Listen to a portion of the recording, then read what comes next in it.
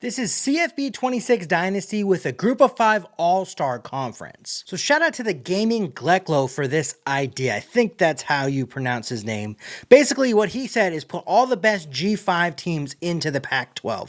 So the way that I went about doing that is I went for all G5 teams that have been ranked in the CFP top 25 anytime in the last 5 seasons. So 2021 and forward, any teams that are currently group of 5 teams or group of 6 teams, including the Pac-12, that have been ranked in the top 25 of the CFP rankings at any point in the past 5 seasons. Remember, the CFP rankings only come out either week 10 or week 11, depending on the season. So there are some G5 teams here that didn't get ranked. Navy and Coastal Carolina are 2 teams that were ranked in this rankings right before the CFP rankings, and they lost the week before the CFP rankings got out, and they were never ranked at any point during that season.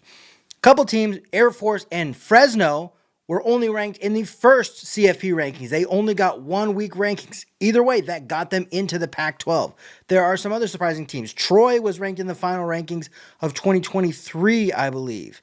There's some other teams that were G5 teams that were ranked that are no longer G5 teams.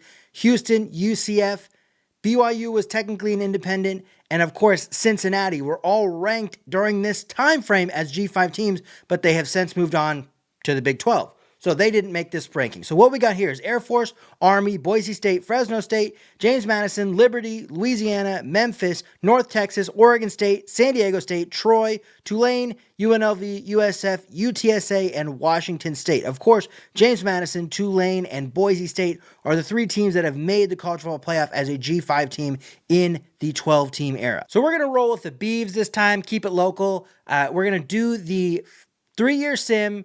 Really what we're looking for is that this conference, the Pac-12, has a playoff team every single season, as they should be the 5th best conference, no doubt, every single season. And of course, can any of these teams get a win or a couple wins together to actually make some noise in the CFP? Let's sim to the first CFP poll and see what's going on. So the original Pac-12 teams are not necessarily doing well. We'll get to that. Let's see if we've got anybody in the top 25 here. So Boise State is the only team that's currently in the top 25. They're at number 21, 7-1. I'm interested to see who they lost to. It was UNLV, who was number 16 at the time. They lost by 6. Did you see UNLV in there? Okay, UNLV is still number 16, and they're 8-0. So we have 2 teams that are currently in the top 25 out of the Pac-12. The UNLV has probably given us the best chance at making it to the CFP. The Beavers are 5-4, and they're about to take on Washington State, who I thought would be one of the top teams. Washington State is 1-6, and as we saw 1-7 now, or no, 1-6. That's Sam Houston is 1-7, 1-6, and they just lost to Boise State. Oregon State lost at Oregon by 17. They got a big non-conference win against Cal. Other than that, I haven't really done anything in the non-conference. Oh, win against Tulsa, win against Sam Houston. So they went 3-1 in the non-conference, it looks like.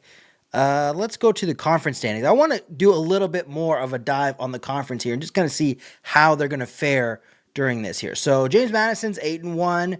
Couple teams are actually doing pretty well here. Let's look. UCF has 2 losses. So they lost at Florida, at Miami. It's interesting to see, and then they did lose to kind of the top teams of the conference, or they beat Oregon State. They beat Washington State. North Texas has their only loss to USF on the road, it looks like. Okay. North Texas has already played 10 games. Their only losses at USF, they have Louisiana and UAB, so should probably be fighting for that. They have 2 byes in a row. What a terrible schedule they got here. 2 byes in a row to kind of close out, and then they have at UAB, which is a non-conference game. So they should be in a fighting spot for the conference championship. There's 3 undefeated teams, and it looks like we're pretty top heavy here. We got a lot of 0-8 Army, 1-6 Washington State, 2-7 Liberty, 2-6 UTSA with 2 wins being in the conference. So Not a great showing here from the Pac-12, but let's sim to the conference championship games and see who makes it in. So the Beavs are going to a playoff game in the first season. They're 7-5. Our Pac-12 championship game, we have UNLV in the top 10. So either way, they are in the college football playoff, win or loss here. Is there anybody else that will be fighting for that additional conference champion spot? So 1, 2, 3, 4. So either way, our conference champion is in, and if it's USF, probably we get 2 teams in with USF and UNLV in the first season of Pac-12. That's very good. UNLV has showed up and showed out. Let's take a look at the conference standings here, see if there's anybody that we're missing. Boise State also has a chance to get in. There was a... Let me go back to these conference championship games because Boise State is number 13. And, okay, so if Texas Tech can destroy Iowa State, maybe Boise State can jump in. That's assuming that Texas also takes care of business and UNLV takes care of business. So there's a couple paths for us to get 2 CFP teams in the first season. Let's go to the CFP and see if either of those scenarios play out. John Mateer wins the Heisman. Of course, when we get Byron Brown in our conference, we don't get him to win the first Heisman. There is an all Pac-12 bowl in the Sheraton Hawaii Bowl between Oregon State and San Diego State. Not exactly sure why they would both be in the Hawaii Bowl, but we've had good success in the Hawaii Bowl, as we like to say. Okay, the CFP bracket is all that we're looking at. So UNLV makes it in, Oklahoma gets in, and Iowa State get in. So the 2 teams that we were looking to lose for Boise State to get in both win. Oklahoma beating Texas. Iowa State beat Texas Tech. Looks like Iowa State's victory knocked Texas Tech out of the playoff. But Oklahoma beating Texas gets them into the playoff. So UNLV will take on Oklahoma in the first round. Winner taking on Duke. ACC is well represented here. Penn State and Iowa State will face off for the right to play Clemson. Oregon and USC, both under the Big Ten by way of the Pac-10, are going to face off for the right to play Notre Dame. And then we have an all-Texas Bowl, A&M versus the Horns, with the winner taking on Michigan. So let's look at this top 25. We did also have, in the last one, we did also have James Madison at 25. So there's 4 ranked teams. So Boise State dropped 2 spots, or dropped a spot without playing. They will take on Kansas State in whatever bowl game they are going to go in. So that's big for our conference. James Madison at 25 is going to take on Tennessee, who's a top 20 team. That's big for our conference. And USF will get a rematch against Miami in their bowl game. So we're going to look into those bowl games to see if our conference can perform in the top 25 matchups out of conference, to see if we, can gain some standing here in their first season. The Beavs take down the Aztecs in the Hawaii Bowl, get a bowl win in our first season with Oregon State. Maybe we can build on that going forward. Let's take a look. Looks like Oklahoma beat UNLV in the first round, so that's kind of rough. But let's see. Boise State gets the win in the Alamo Bowl against Kansas State. That is big. We get USF loses again to Miami. Kind of a tough matchup for them, but that's what happened. Tennessee just sneaks past James Madison. That's bullshit. We should have got that win there. 2 points in the Vegas Bowl. That's rough. And then what was our last one? I think those were... Yeah, those were our 3 matchups. So we go in our ranked matchups for the postseason, 1 and 3. UNLV, the big one, loses by 16 to Oklahoma, who sneaks into the playoff. They'll take on Duke in the second round. Penn State gets past Iowa State, who of course doesn't lose when we need them to. Penn State's going to take on number 1 Clemson. Oregon crushes USC. They'll take on Notre Dame in the Cotton Bowl. And A&M wins the Texas Bowl. They'll take on Michigan. All right, Duke beats Oklahoma. They will take on Clemson in an all-ACC matchup after Clemson wins 49-28. Oregon wipes the board with recent quitter on the season Notre Dame. Of course, they decided they were going to take their ball and go home after they didn't make it into the college football playoff. They're not going to participate in a bowl game because they have to go home and cry about that. A&M, who did make it into the CFP, I don't know if Notre Dame fans remember that, but A&M did make it into the CFP after they beat them by 1 point earlier on in the season and went 11-1 in the season. Notre Dame went 10-2, and they didn't make the playoff. I don't know if Notre Dame fans remember that, but they didn't make the playoff after they went 10-2. Oregon will take on A&M in the Fiesta Bowl with a chance to go to the national championship. Duke and Oregon in the national championship. I don't think I've seen this matchup. Both of these teams tend to circle it in the first year for whatever reason.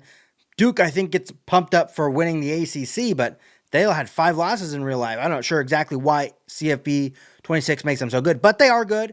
They will take on Oregon, who gets past A&M by 17. Duke, of course, beats Clemson by 3. So it's Duke and Oregon in the national championship in the first season. It's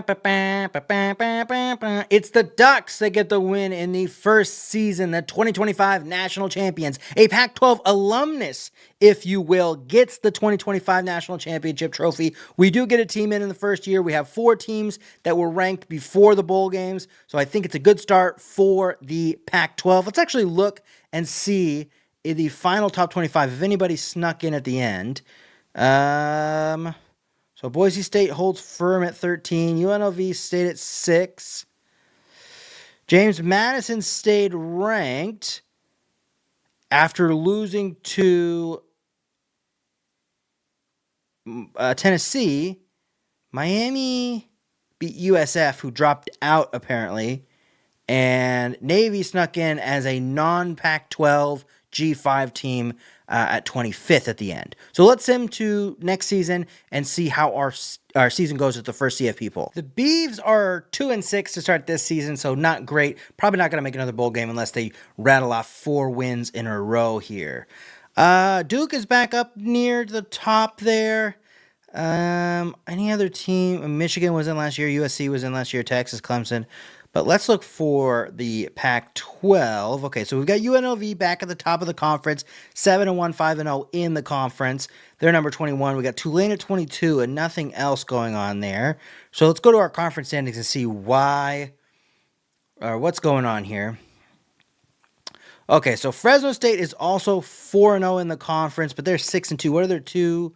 So they lost at USC and they lost versus Rice. This is not a good showing for the conference. We need to be winning these games. It's okay if we lose to USC in the first week of the season, but you have to beat Rice at home, Fresno. You have to beat Rice at home. If you did, you might be in line for a top 25 seed. You might even be in line for a CFP berth. If you win out and you end up in the conference championship game, you might be in line for that, but you're not going to be.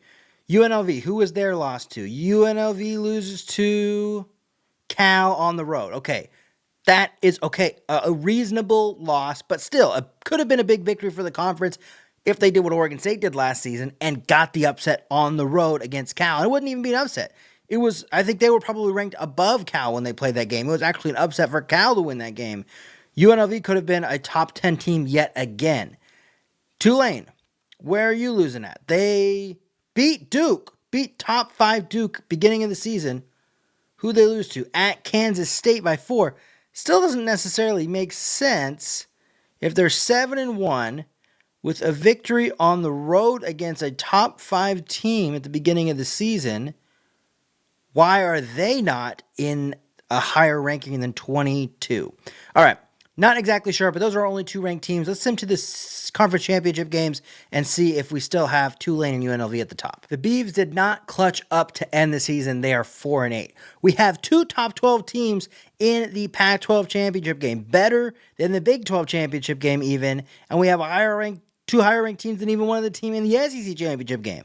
So what's the likelihood that both of these teams make the playoff? Probably not very much, because unlike real life, they actually punish you for losing in a conference championship game in CFB 26. So we'll see who wins here on Friday night. Probably the biggest thing is that we want Georgia to win this game. And probably BYU to win this game, so there's no question about that. If we have that happen, I think Tulane is probably out if they lose. UNLV might have a chance, but most likely Tulane is out with a loss in that game. Let's see. Do we have anybody else in the Top 25 besides the top 2 there. We do not. Okay, so no other ranked teams for us to look at, but we could potentially, again, have 2 college football playoff teams. Regardless of 2, we have at least 1, regardless of the outcome in the college football or in the conference championship game. Nico wins the Heisman for UCLA. Let's see what the bracket looks like here. So Tulane wins and gets in. BYU did win, but UNLV doesn't get in. I think that Texas jumped over them. Texas was not in a conference championship game. They don't get in. Tulane gets a rematch against Duke, who they beat earlier in the season on the road. They'll play on the road against Duke again. What happened here? Why did UNLV not make it in? How far down did they drop? They dropped below BYU, but really it was Texas, and Texas was already ranked 11 going into it. They didn't drop. They beat Air Force could have saved this conference and gotten us one more. UTSA and Air Force both could have saved the conference and gotten us one more team in, and they fucking failed. They get their ass kicked in both games. We don't have a chance to get in. Now Texas gets in as an at-large over UNLV. So UNLV does have a chance against Miami to avenge that loss or in the conference championship game and give some kind of credibility to this season after they've had 2 straight really good seasons. Do you have anybody else? San Diego State could get an upset against A&M. That would be a big win for the conference. Do you have anybody else? UTSA has a chance against Houston to get a big upset win. That could be a very good bowl win for us. So really we're looking for UTSA and San Diego State to get upsets and UNLV to get themselves back into the top 12 at the end of the season with a big bowl victory. Duke gets their revenge against Tulane in the first round. They don't get a first win in the college football playoff. So we've had 2 appearances, probably got snubbed out of another 2 appearances so far. Duke gets the victory over Tulane. UNLV did not stand as good of a test as Tulane did this year, but either way, we got 2 losses.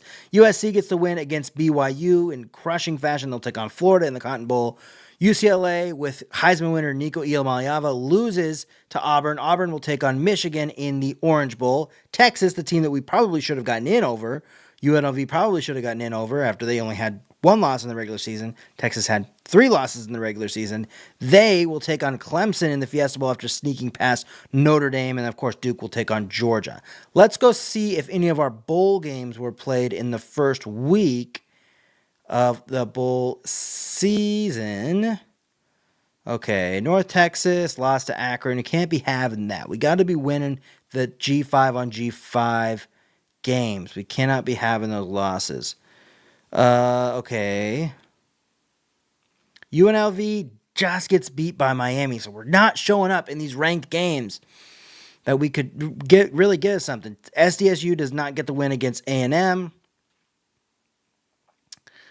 UTSA barely does. Oh my God, we had a couple chances to get some big victories in week 1, and we go 0-4 in the first week of bowl week. Texas ends up losing in their second game in the Fiesta Bowl, giving up 59 points to Clemson. Clemson will take on Georgia, who beat Duke.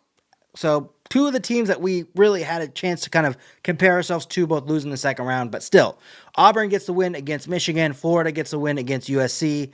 We had, the Big Ten win in the first time, Big Ten ACC matchup. The ACC could take the lead here. We have 3 SEC teams in the semifinal. Georgia gets their inevitable national championship. They beat Auburn 40-9. I didn't really care about going through the semifinal. Clemson did not hold up its end of the bargain for the ACC. So the SEC has a pretty dominant second season, but I would say it's probably even between SEC and Big Ten here so far, with a slight edge to the SEC, maybe for their Heisman and their 3 semifinalists. I'm going to look at the final top 25, see if anybody snuck in. Where did UNLV end up? All that kind of thing. So Tulane dropped 1. UNLV stayed put at 14 in the final one. Nobody snuck in because we didn't really have any big victories in bowl season. There is a non-Pac-12 G5 team with Hawaii getting to 22 at the end of the season.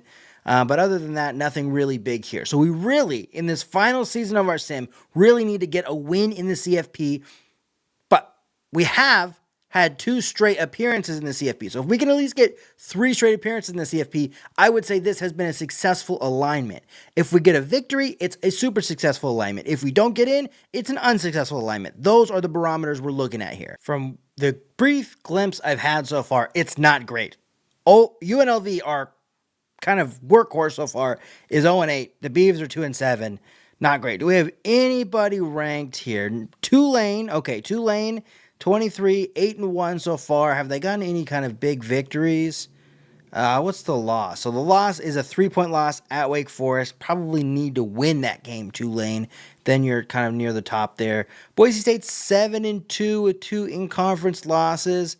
But really, it's not looking great, especially UNLV 0-8 so far. Let's go to the conference standings and see if we can find anything from there. We are currently in jeopardy with FIU being ranked above Tulane. Currently in jeopardy of having no teams in the CFP. North Texas and Boise State might be able to win out and give us a chance at having somebody else in there. Boise State still has to play Tulane the last week of the season. Probably not great either way for that to happen. So let's sim to the conference championship games and see if we have anything. Hopefully FIU drops off and Tulane can keep winning. Oof. Okay. So we have 2 G5 conferences above us is in terms of conference championship game rankings. San Jose State and FIU are both ranked above North Texas, our best team at having a chance of getting in. Northern Illinois is also ranked above. So 3 G5 conferences ranked above us here. The Big 12 might just be kept out as well. Not a good look here to end the sim. That's kind of the thing. The G5 maybe loses a little bit of steam. They aren't able to keep it going quite as much. Tulane has been pretty good the whole time. They've been kind of in the running the whole time, but it hasn't been great. Let's sim this and see if we get any kind of miracle to happen. Oh yeah, and I got fired from the Beavers job after going 2-10 after going 4-8 last season. So not a great end to the video. This is the second straight Heisman for Oklahoma, or not second straight Heisman, but second Heisman in the video. Julian Lewis apparently leaves Colorado to go to Oklahoma, wins a Heisman, and follows in the footsteps of John Mateer, I guess. So that's what we got. North Texas makes it in. Somehow North Texas found their way into the CFP poll. So that must have been that FIU and San Jose State and Northern Illinois all lost in their conference championship games, and Kansas State won theirs. So Kansas State and North Texas somehow sneak into the college football playoff and have a chance to win a game because they're playing Pitt in the first round. North Texas gives us the successful video that we were looking for. Wow, I was really not expecting that to happen. They have a chance to win a game here. It could end up being very successful if they win that game here. I got to look at these these conference championship games and see what happened. Yeah, so FIU gets their ass kicked. North Texas almost lost it as well. They almost lost. How did they jump? How did they jump over San Jose State? They just must have valued San Jose State, North Texas's victory so much more than San Jose State's win over Hawaii, who was a top 25 team last year. I guess that makes sense because Hawaii's 8-5, but North Texas is a 2-loss team. I don't know how that happened, but they jumped over them. NIU got the loss there. Oh, you gotta feel sick. If you're a San Jose State Spartan, you gotta feel sick. Kansas State jumps in. That kind of makes sense more so than North Texas. But hey, we're in the dance. We have a chance here. Let's just look back at the CFP bracket and see what actually is going on. So North Texas taking on Pitt. Winner takes on Ole Miss. Louisville takes on Oklahoma. Winner takes on Florida. Those are 2 new ACC teams with Louisville and Pitt in. Oklahoma made it in the first season when they jumped over Tulane, I think was our conference runner-up. And Oklahoma took their spot there for whatever reason. Kansas State is in for the first time. They'll take on Oregon, who was the first season champion. Georgia was the second season champion, so Oregon is on the run for the number 1 team in the video. Nebraska and Arizona State both are new teams. USC we've seen in 3 times. USC with a win could be the best team in the video. Clemson with a win could be the best team in the video, as both of those teams are the only 2 that have been in all 3 seasons. Florida has also had some success. They were in the semifinal last year. They could find their way to the best team in the video with a win, as they were in the semifinal last year. Or North Texas, if they win it, will be the best team in the video because they'll have saved the video and turned it all the way up at the end. Folks, they did it. North Texas has showed up for us. Clutch Gene. What are they, the Mean Machine? Mean Green? That's the North Texas Mean Green with the Clutch Gene. They get the victory in the first round by 2 tutties against Pitt. 56-42. They will take on Ole Miss in the Fiesta Bowl, which is an advantage for North Texas. I don't know how well the Mean Green travels, but they have a closer trip than Ole Miss by quite a few thousand, probably 1,000 or 2 miles. They should be packing the house in the Fiesta Bowl, and all the Pac-12 fans in the area. We got a few teams right around there, UNLV, San Diego State. They need to be packing the stadium in the Fiesta Bowl. What's that, University of Phoenix Stadium? They need to be packing it in the Fiesta Bowl there. Louisville gets the victory over Oklahoma. They'll take on Florida in the Sugar Bowl. Oregon loses its bid for best team in the video after losing by 2 to Kansas State. Kansas State, who also is from the outside, jumped into the video with the conference championship. They will take on USC, the Big Ten champion. Of course, USC could very well become the best team in the video with a victory this year. Arizona State beats Nebraska by 4. They will take on Clemson in the Peach Bowl. But the only game that matters is that Fiesta Bowl. Can North Texas put the Pac-12 in the semifinal? The storybook ending was not to be. North Texas gets knocked off the block. 48-23 in the Fiesta Bowl. Ole Miss moves on. They'll take on Florida, who doubles up Louisville. We have 2 SEC teams in the semifinal yet again. That's a bummer. But we have 2 Pac-10, Pac-12 alumnus in the bottom half of the semifinal. USC beats Kansas State in the Rose Bowl by 14. Arizona sneaks past Clemson by 2. Arizona State, USC for the right to go to the national championship. Of course, USC and Florida are both alive for best team in the video with the victory in the national championship game. USC can still make the Big Ten the best conference in the video over the ACC with a victory in the national championship game. So there's still a lot on the line for the video. And I'm going to say it was a successful video for the Pac-12 with that first round victory for North Texas. A miracle inclusion. But they got that first round victory over Pitt. And it's for all the marbles, folks. USC, Florida, in the Superdome for the national championship game. The 2027 College Football National Championship, all on the line. USC gets past Arizona State by 3.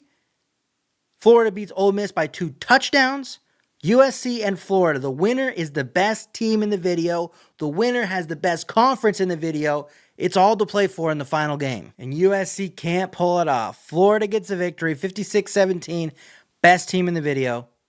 Best season in the video, they go 16-0. Best conference in the video, the SEC. It all falls apart at the end there. But I think I'm the OC of Tulane at this point. They ended in the top 25. Let's just take a look at the final top 25 here. Where did they go? North Texas somehow dropped down to 19 after getting a win in the college football playoff over Pitt, who was number 5. I don't know how exactly that happens. We're with Tulane now, but let's hear it for them.